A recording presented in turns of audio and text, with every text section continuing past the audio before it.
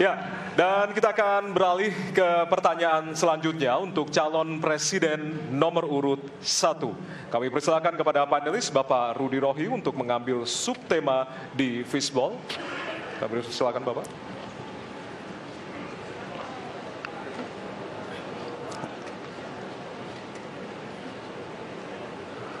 Diperlihatkan kepada kami semua, Bapak. Apa?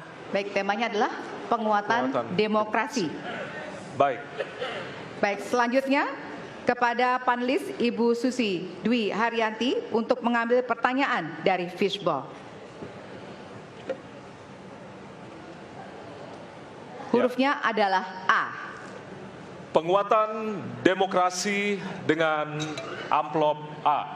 Baik, masih tersegel Bapak Ibu? Kita akan langsung buka.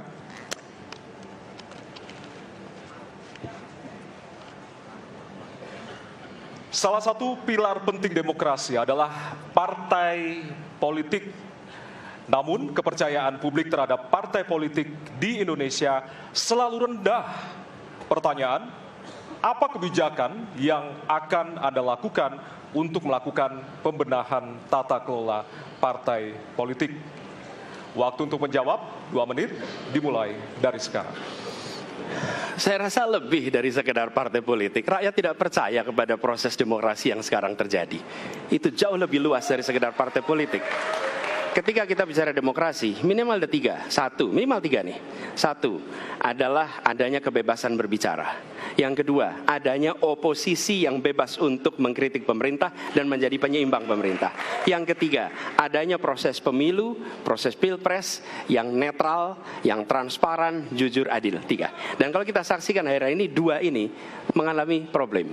Kita menyaksikan bagaimana kebebasan berbicara menurun, termasuk mengkritik partai politik.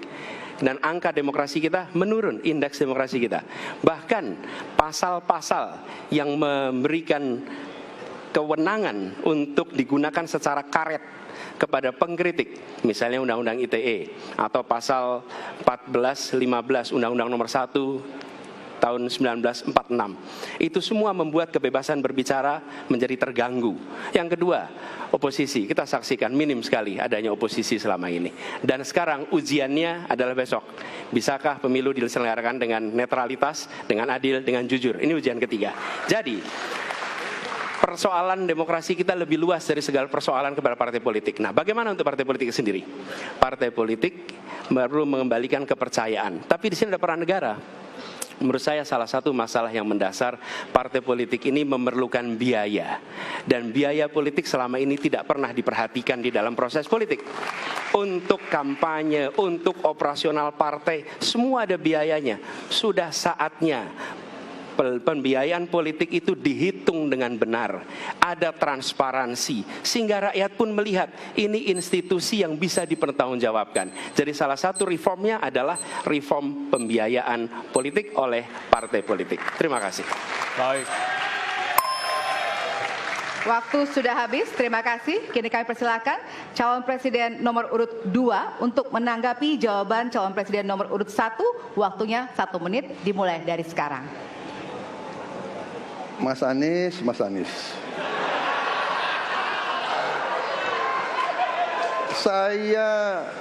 Saya berpendapat Mas Anies ini agak berlebihan. Mas Anies mengeluh tentang demokrasi ini dan itu dan ini. Mas Anies dipilih jadi gubernur DKI menghadapi pemerintah yang berkuasa. Saya yang mengusung Bapak.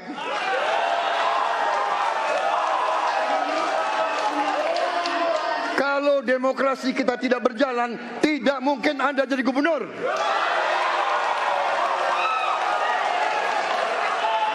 Kalau Jokowi diktator, Anda tidak mungkin jadi gubernur. Saya waktu itu oposisi, Mas Anies. Anda ke rumah saya, kita oposisi, Anda terpilih. Waktu habis, Bapak. Harap tenang, Bapak Prabowo. Baik, para pendukung, kami mohon untuk tenang, para pendukung. Para pendukung, baik. Harap tenang, kita akan lanjutkan dialog kita. Harap tenang, hadirin harap tenang. Kami sampaikan kembali, hadirin harap tenang. Apabila tidak tenang, maka debat tidak dapat dilanjutkan. Ya, kami mohon kerjasamanya kepada para hadirin yang berada di halaman gedung KPU untuk bisa menaati aturan yang telah kita sepakati bersama. Ya.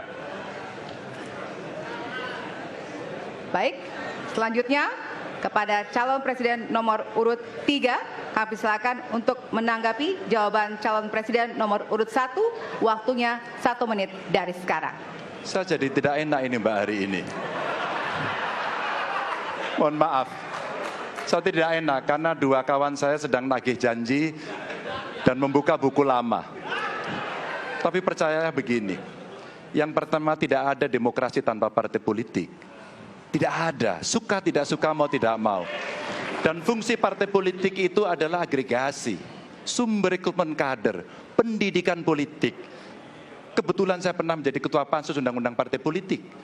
Maka pada saat perdebatan penguatan dari sisi anggaran, penguatan dari sisi partisipasi masyarakat mesti dilakukan, saat itu tidak terlalu banyak yang setuju. Maka Mas Anies, soal oposisi tidak oposisi, soal kepentingan saja kok.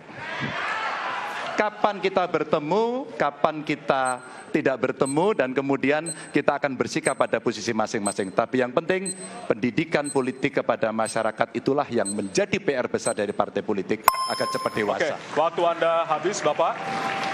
Ya, dan kita akan lanjutkan. Baik, kita akan lanjutkan debatnya, Bapak Ibu. Kita akan lanjutkan ke pertanyaan selanjutnya untuk calon presiden nomor urut 1. Ya. Untuk merespon tanggapan dari dua calon presiden lainnya, waktunya 1 menit dari sekarang. Ya. Terima kasih. Ketika kita menghadapi sebuah proses demokrasi, di situ ada pemerintah dan ada oposisi. Dua-duanya sama terhormat. Dan ketika proses pengambilan keputusan itu dilakukan, bila ada oposisi, maka selalu ada pandangan perspektif berbeda yang membuat masyarakat bisa menilai. Karena itu oposisi itu penting dan sama-sama terhormat. Sayangnya tidak semua orang tahan untuk berada menjadi oposisi. Oke? Seperti sampaikan Pak Prabowo tidak tahan untuk menjadi oposisi. Apa yang terjadi?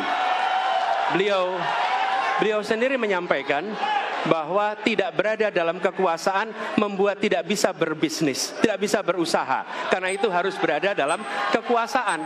Kekuasaan lebih dari soal bisnis, kekuasaan lebih dari soal uang, kekuasaan soal kehormatan untuk menjalankan kedaulatan rakyat. Baik, waktu Anda habis, Bapak. Kami mohon sekali lagi kepada para hadirin yang berada di halaman KPU. Ditahan dulu. Baik, Pak Prabowo, Bapak mohon maaf. Prabowo, Bapak, mohon maaf. waktu sudah habis. Waktu sudah habis. Ya. Baik.